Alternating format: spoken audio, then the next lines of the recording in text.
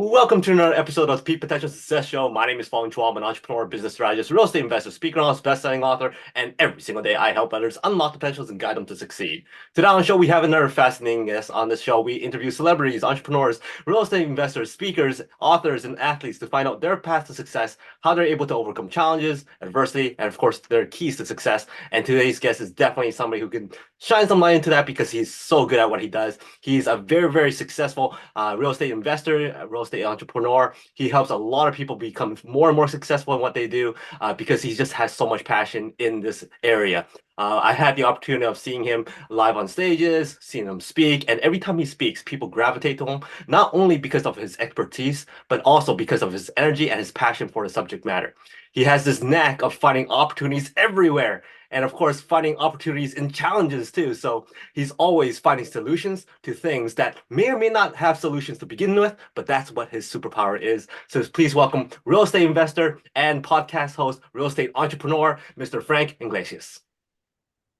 Wow. Well, thank you, Fong. I appreciate the opportunity to be here. That was quite an intro. I will do my best to live up to it. Hey, we're gonna have to tap in those superpowers of yours because, man, for a person who's able to find opportunities in everything and love challenges so much because they know that opportunities are there, takes one hell of a mindset, and you absolutely have that. But first of all, how did you get there? How did you get to become this person who has that type of mindset and become so successful in real estate? Wow. Well, it doesn't happen overnight, right? It takes some time. It starts first and foremost with a commitment that you will not quit.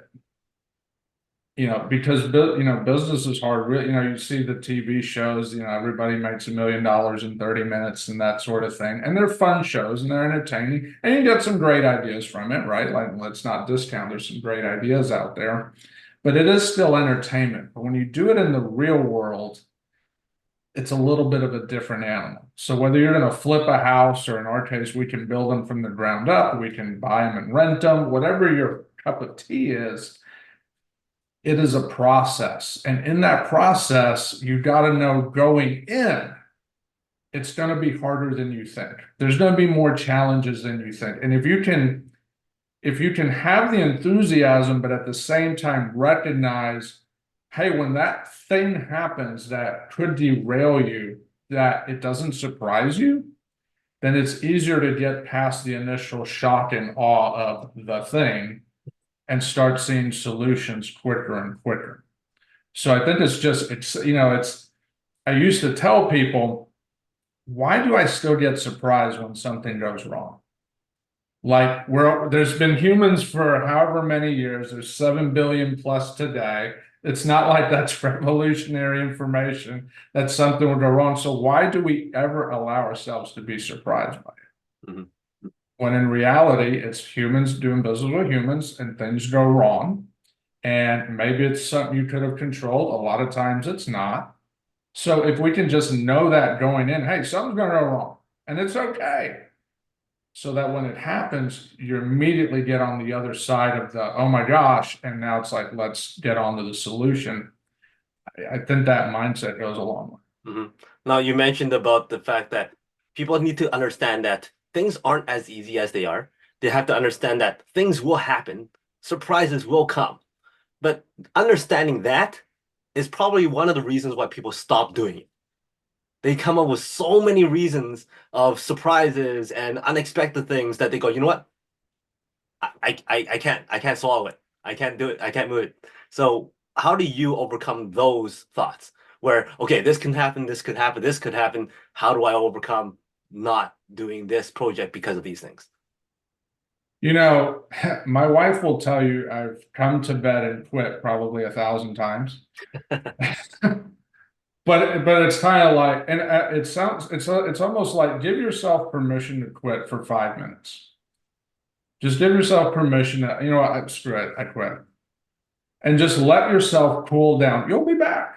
Like, you'll be back. But I think as humans, we need that moment to just decompress. we use the word I quit just sort of in fun. You're not quitting. Like if you're serious, you're not quitting because that's not who you are. You're better than that. And you know you're going to overcome. You know you're going to make it happen. You know that as long as you're committed, you will figure it out no matter how long it takes. But I'm still human. Mhm. So, I'll come to bed sometimes and I'm like, oh, and my wife's like, just go to bed, you'll be fine in the morning. Like she doesn't even respond to it. Like, but at the beginning, it was like, oh my gosh. But then she realized, hey, it's just the up and down. So I think if you have the commitment, but at the same time, give yourself permission to have that decompressed moment. Like, and I've learned from most entrepreneurs have quit 1,000 times, right? But none of them ever actually quit, right? They just needed to be like, ah, get it out. And then, okay, the body rests, you reset, let's go. And then a lot of times you'll get a fresh insight. I can't tell you how many times I'll wake up and I get up early. I get up on average between 4 and 5 in the morning. And it's interesting how many ideas have come to me right when I wake up because our brain, it's flowing, right? Like there's no stress on the day, or I might be sitting having a quiet time in the morning and I'll be reading something. It's like, oh, idea pops in. And it's just, the brain can just flow. But we just got to allow ourselves those times to go, right? And Goes I a think long way. I think during that time of reset or quitting, it's more like reset and let's repivot or think of another way of approaching it. And then all of a sudden that idea comes in and you go, okay, I got it. And you don't quit, you just keep on going. Now, it's that repivoting, that rethinking and re-strategizing that allows you to always find those opportunities and challenges and opportunities in negativity, opportunities in anything that you look at. How does one person train themselves to always look for opportunity? Oh, relationships. I've learned. So when you have a down moment, so let's back up a second. When you have a down moment, it's easy to do what? Condense in, separate yourself out from others. Maybe you feel embarrassed, shame, sad. You don't want someone to see you in a down state, whatever, right? It's human nature to want to withdraw. In reality, we want to lean into people more. And how do we do that? Obviously we can read and learn from books and podcasts and so forth, but the networking, the relationships with people, I can't tell you how many times, and just even on the podcast I started doing recently, the number of ideas that have come just talking to people has been remarkable. You can have a few phone calls every day, and when you have that phone call, you never know which phone call is they're just going to say one little detail, but your brain will take that detail and all of a sudden you have a whole new plan that you didn't have 10 seconds ago. Mhm. And it's always, and how do we connect the dots? But don't try to do it all yourself. I've learned the more I talk to people, the more I network with people, the faster I get at connecting dots. Conversely, when I had a down moment and I withdraw, solutions tend to come a lot slower. Why? Because my brain's trying to do all the heavy lifting without any collaboration.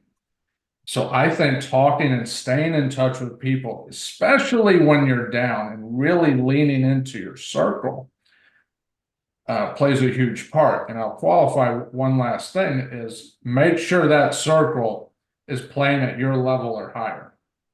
Because if they're playing lower, it might work in a way that you don't want it to work because they see resolution even less than you do. That's not the circle you want to be in. So people at your level or higher for sure, preferably higher so that they can pull you in the direction you need to go. Now, you mentioned something that may be scary to a lot of people, and that is talking to people, connecting with Sure. people, building relationships, networking. That's not something that everybody goes, that's exciting. I want to do that. Some people are like, I'm shy, I'm introverted, I don't want to talk, but they want to succeed. So, what's your recommendation for people who are shy, introverted, likes to keep to themselves, but they have this nagging feeling they need to go connect, but they're just shy doing it. What do they do? So that person you described was me. So I have firsthand experience at that.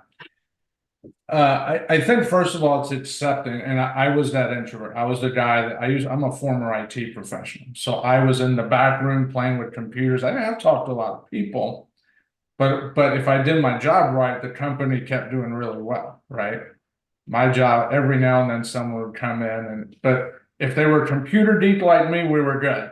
But if they were like an outgoing person, it's like, I don't know how to talk to you. It was just it was kind of intimidating, really, because they were so open, and yet that was the antithesis of how my nature was. Mhm. When I became an entrepreneur, unfortunately, I wasn't taught you're going to have to become a people person. I didn't get that memo when I left corporate to go full-time entrepreneur. So I've had to learn that inch by inch along the way. And I think the first thing you got to accept is, actually, I'll put it this way, someone asked me last night, if I could give myself advice 20 years ago, what would it be? And my answer was learn how to do people. Just learn how to do people. And what I learned is I don't, it doesn't mean I have to be some outgoing social butterfly. And I'm still not an outgoing social butterfly. I'm still kind of a reserved person. But I can have the confidence, and I can give myself permission to have the confidence that I can talk to anybody. And if I blow it, it's okay. I will wake up tomorrow. The world will continue. No one's going to die. But if I don't take a chance, I'll never know what could have been. And I had to learn the regret of not talking to people far outweighs taking a chance and maybe it doesn't go great. Hmm. That not great conversation is minimal compared to the regret of not giving it a shot. And so I would encourage people, learn to do people. And it's a muscle, right? It's like going to the gym. I've learned communication. You don't just, hey, I can talk to anybody today. No, it's a skill we got to study. Just whatever our craft is, doing people is in and of itself a craft, a never-ending craft. Right. But at the end of the day, it's, I think, the most rewarding one. So I have to ask, do you have an example of blowing it? An example of what? Of blowing a conversation that did not go the way you wanted? I think those happen when we talk to someone that we put on a high pedestal. And you meet someone, you're like, oh my gosh, I'm meeting that person. And you've got them on such a high pedestal that you freeze up. But in reality, every person is still another person. Mhm. They breathe, they eat, they sleep, they get dressed the same way you do every day. So, and I can think, I can think of when this actually goes back to my music days when I was a music guy many, many years ago. And I got to meet a guy who was a really good writer in the music world, and he was really well known in percussion, in that percussion niche. And I got to meet him, and he was super confident, and I wasn't quite as confident. And so when I talked to him, it was very awkward. And so I wouldn't call it a good conversation. I guess I blew it.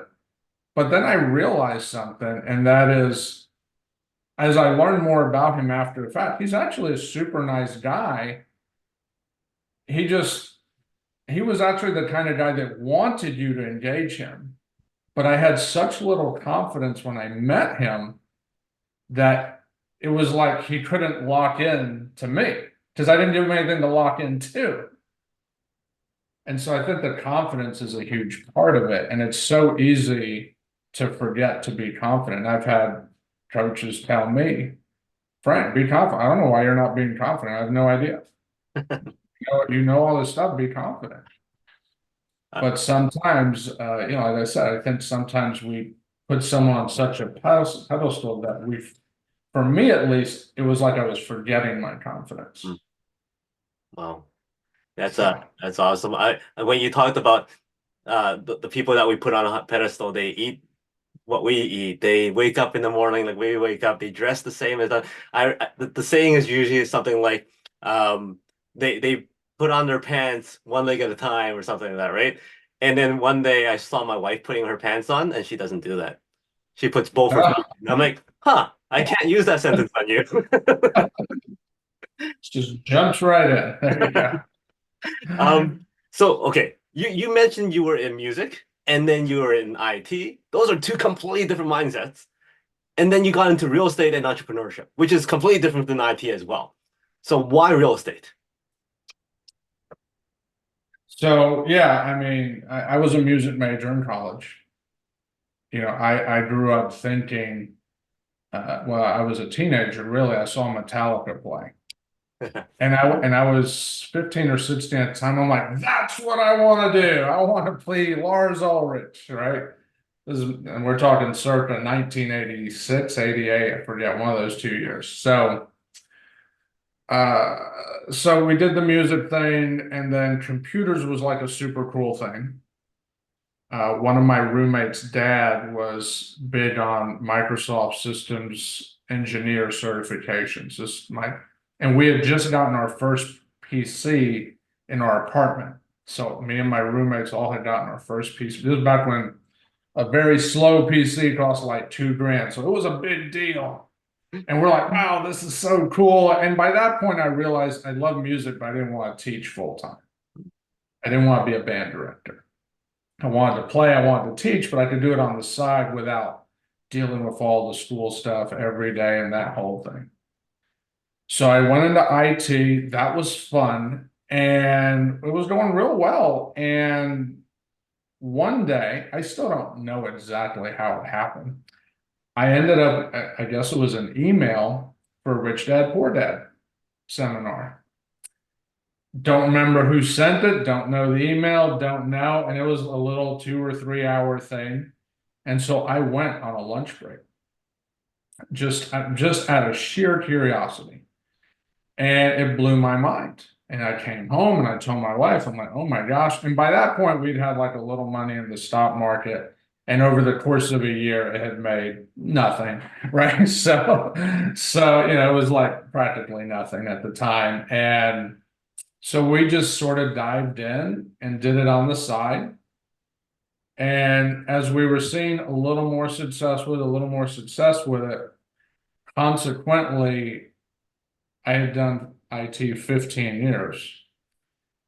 Great company, great manager, great teammates, great pay, great benefits. There was nothing to not like, but I was bored. And so I remember when I decided to leave and give this real estate thing a try, I walked into my, got with my manager and I said, I'm quitting, but I'm not quitting the company. I'm leaving the profession. Hmm. It was like there was just no more challenge to it. When everything is good and you're bored, it's like something's got to change. And the reality is it really would not have been sustainable to do both at that point. So it was like, all right, we're gonna let IT go and we're gonna go do this real estate thing.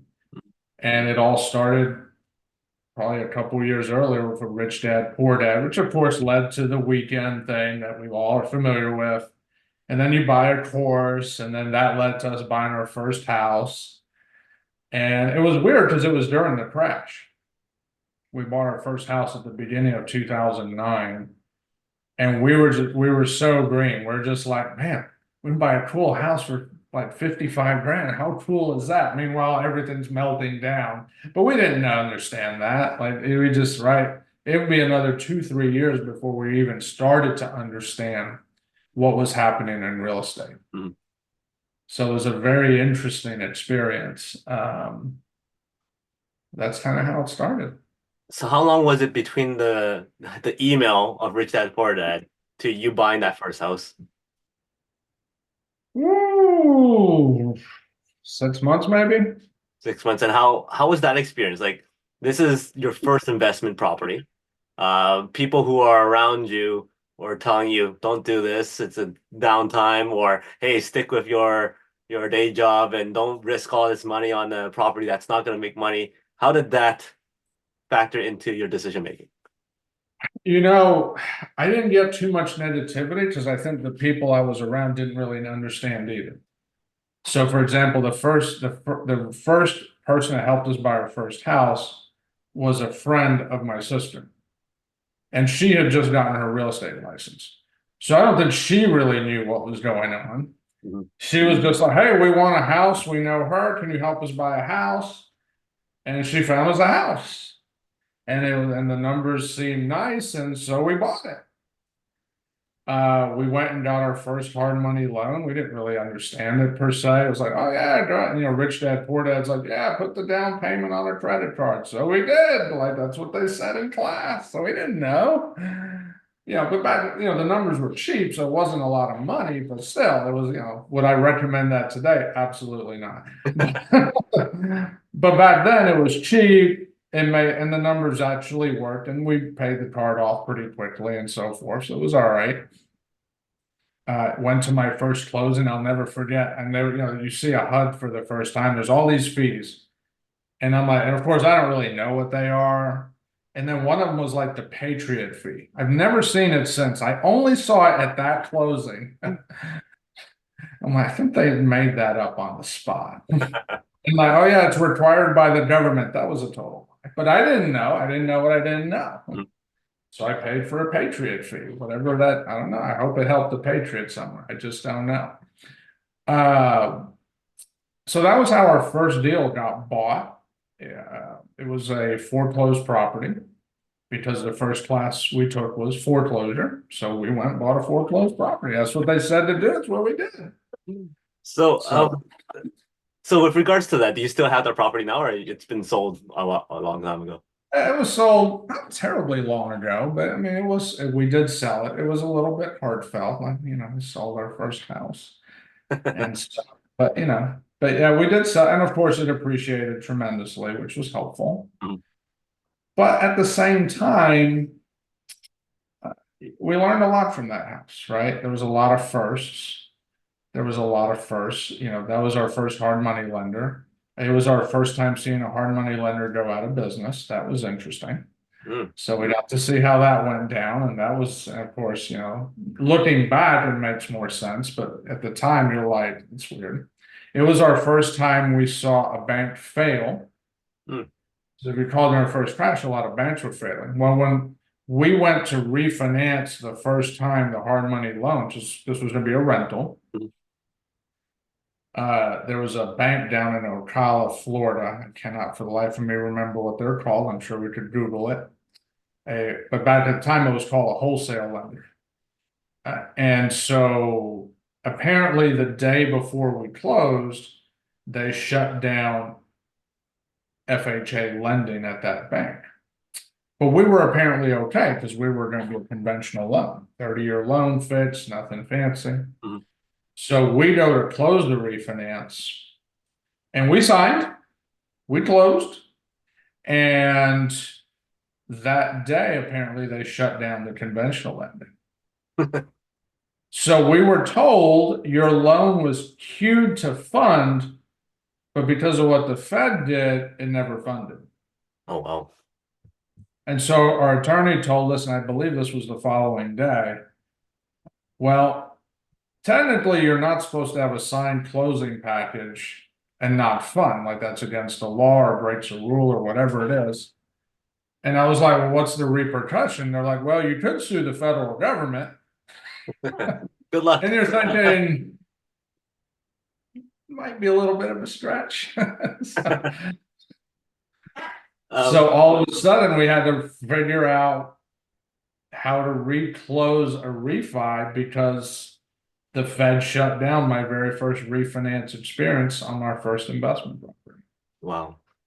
That is quite a learning experience to say the least. Now, there's lots of people out there who would like to jump into real estate. You just finished telling us that your path to your first property is probably not the path that you recommend people. So therefore, what would you tell people, or how would you get them on the right path towards their first investment property? I would tell people, first of all, get a coach. Don't do business without a coach. Just don't. If you want to fail, do business without a coach. You will almost certainly succeed. Okay, get a coach. A coach, I tell people, when you get a coach, the money you pay a quality coach is pennies compared to the amount of money they'll save you. You got to get a quality coach. The second thing I would tell people is, yes, you want to learn, but you also got to take massive imperfect action. And that's a cliche phrase, but it's the truth. You got to take a lot of action, and you just got to be okay with it's going to be imperfect. It will be. Even those, we've done this 15 years now. We're still taking plenty of imperfect action. And that's after 15 years experience. So don't go into it thinking, oh, I got to get everything right. You're not. It's not going to happen. Mhm. Okay? Literally 0% chance you're going to get it all right. So you got to be okay with it being imperfect. And the other thing I would tell people is when you go into a deal, think about, everyone always thinks about the best case scenario.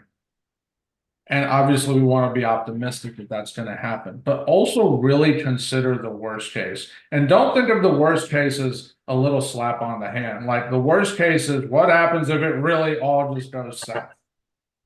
Are you prepared for that?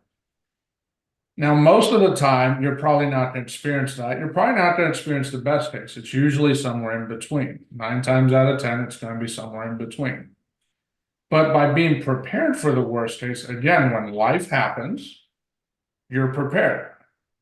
I was not prepared for a bank getting shut down on my first refinance, right? I was not prepared for that. But we were able to be okay with it because we had a tenant in the property. So they were now starting to carry the load of the payments. And so the impact was minimal. We were able to do that. Had that property been vacant, I might have had a little bit different opinion on that situation. And it ended up taking a few more months before we finally closed it. Mhm. And in that few months, the hard money lender basically was going out of business, which was a story in and of itself. So you just never know what's going to happen. So as long as you have a coach, take massive imperfect action, and just always have in the back of your mind, don't let it drive your decision, the worst case scenario, but prepare for it. Prepare for it. That way, if it happens, it's not such a shock. Like we talked earlier, it's like, okay, something bad happened. We know bad things happen. We can get through it and start coming to solutions quicker. Awesome. I just find that take massive imperfect actions is what you said. Yes. I just imagine that kid going to math class and doing all the questions wrong. And then, but this is action. I've been told to do this. Well, I'll give you an example. When we taught music, we would have a section of the percussion where they're all playing the same instrument. Mhm.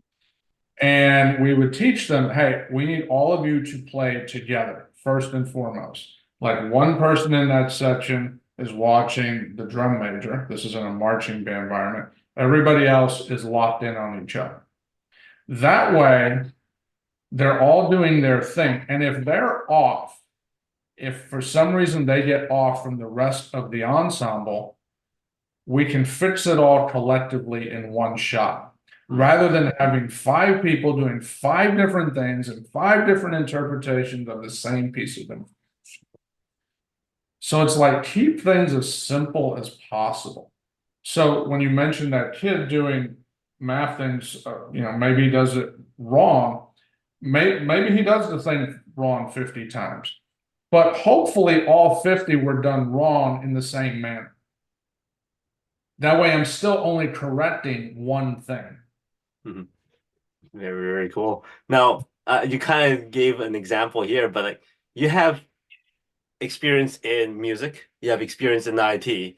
Has those two types of experiences translated well into your entrepreneurship and real estate?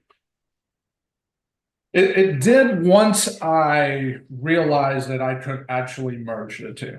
And what I mean by that is when I left IT, I was bored out of my mind, right? So I kind of took this attitude of, I don't ever want to think about it. When in reality, I had all this experience in corporate and systems and process and organization, which is really valuable as an entrepreneur. Yeah. But I didn't leverage it because I didn't have that coach initially connecting the dots. Again, going back to the need for a coach. So there was definitely, I would say, years of opportunity missed because someone didn't connect those dots for me. And I was just operating in the, I don't want to think about it because I'm bored. But I could still not, there was a lot of positives that I could take from both of those worlds and apply to being an entrepreneur. I just need someone to connect the dots. Because we need process, we need organization, okay, we need procedure, right? Like that's why those companies are companies and they're profitable and doing what they do because it works.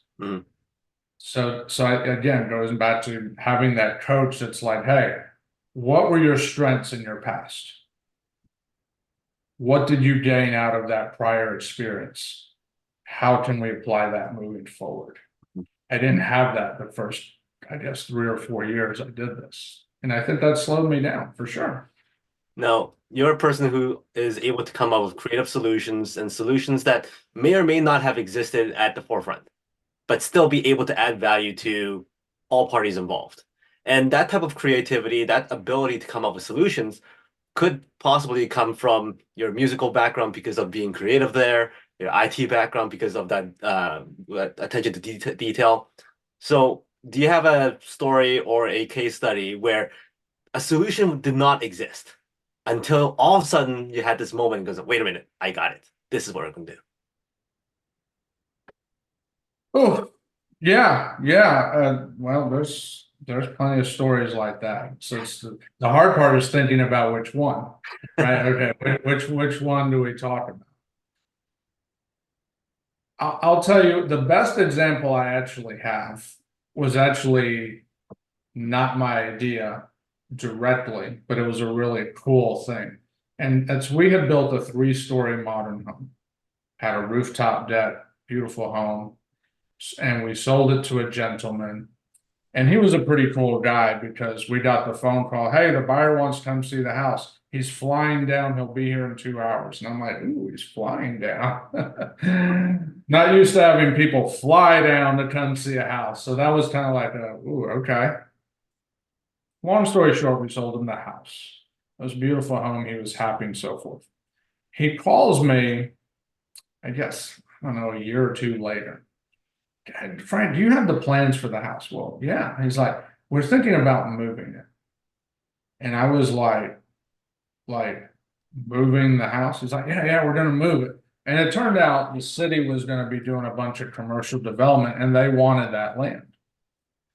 So I chatted with him a little bit and I told him, I was like, well, if you got to move it, you got to do X, Y, Z, la, da, da, da. But I had never moved a house before. And I'm thinking in my head, this thing's 3 stories tall. Okay. Like we've all seen like the mobile home or something on the flatbed going down, right, the road.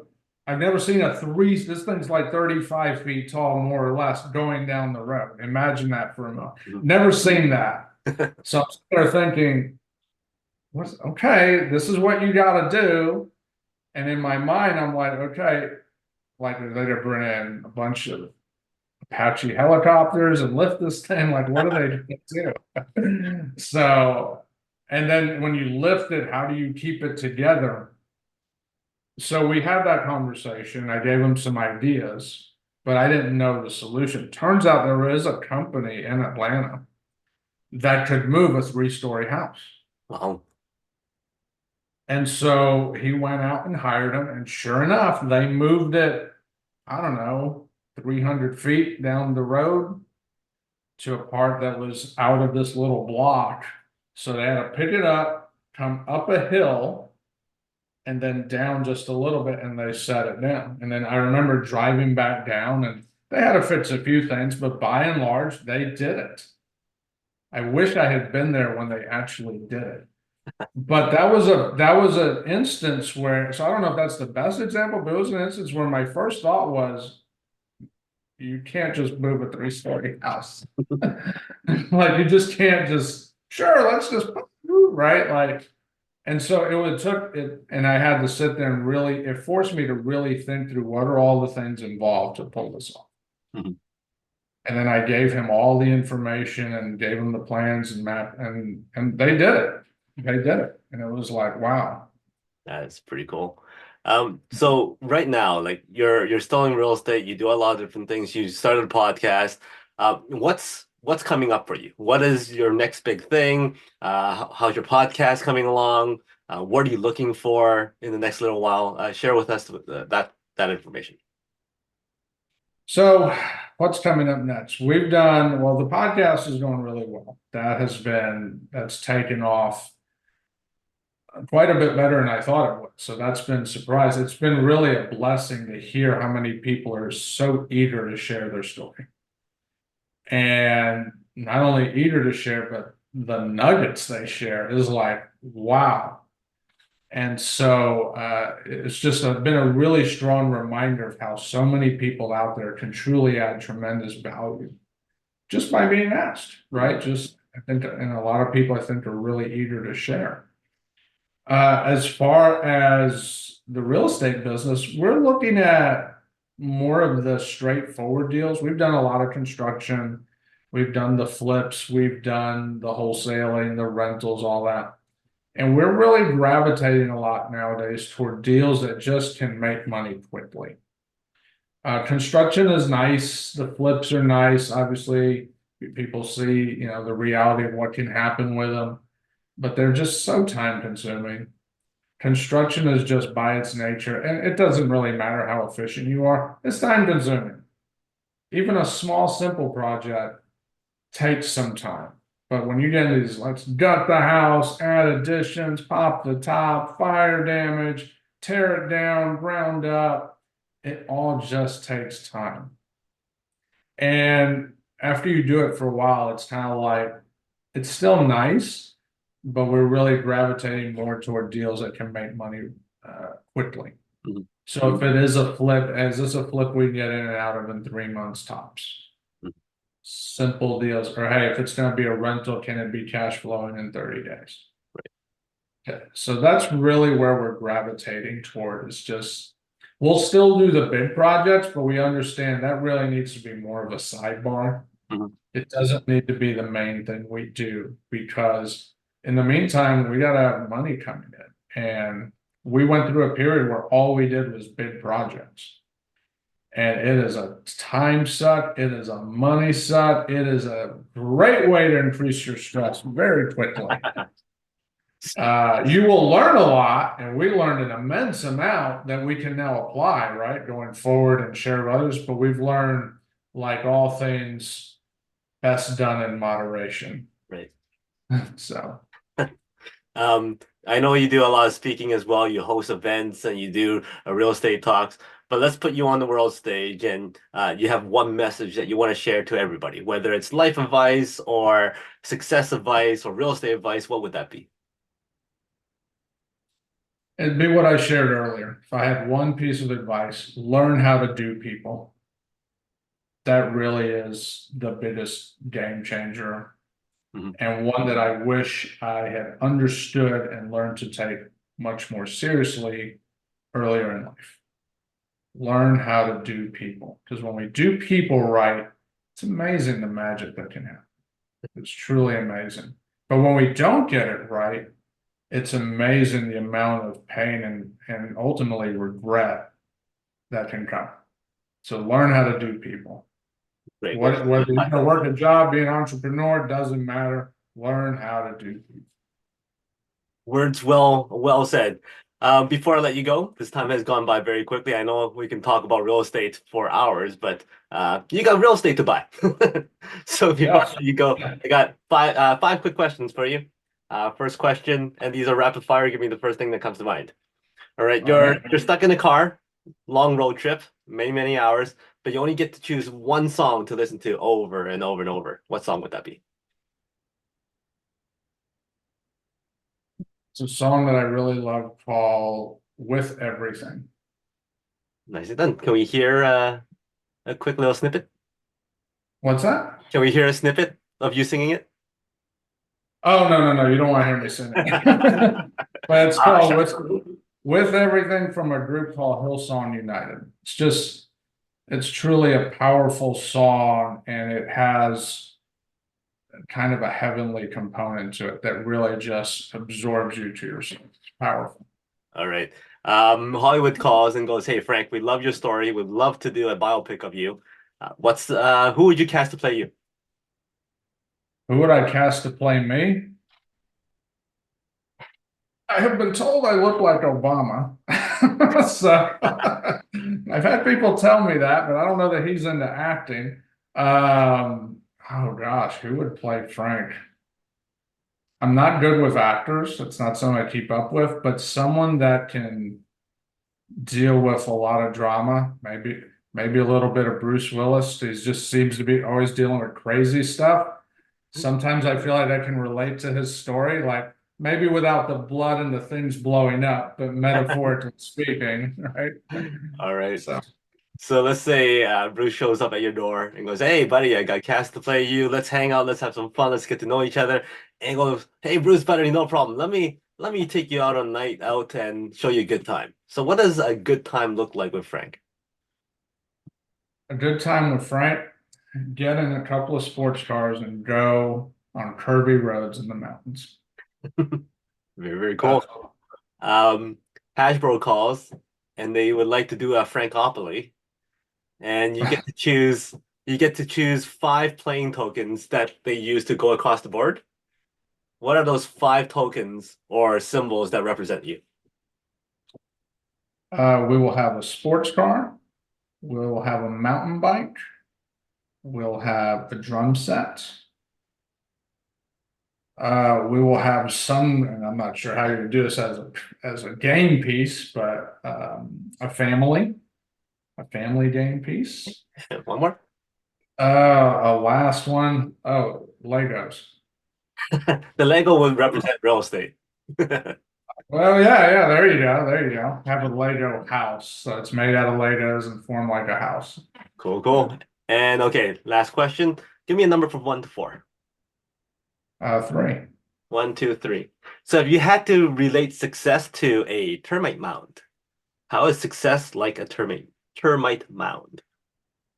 That's very creative. How is success like a termite?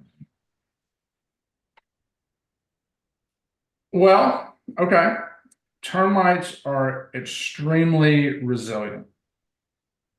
I live in Georgia. We have lots of termites. You can't get rid of them. They never go away, and they always find a way to continue living and continue doing whatever it is they do when they're not eating your house.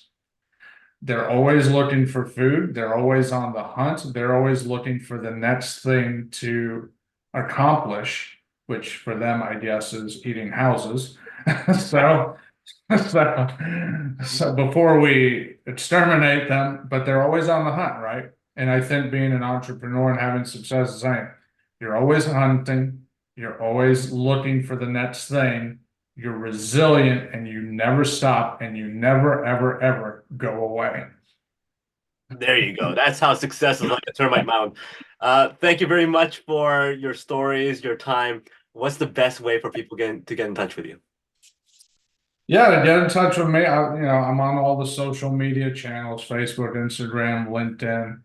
You can also call or text our office, 678-408-2228, or send us an email, info@workingwithhouses.com.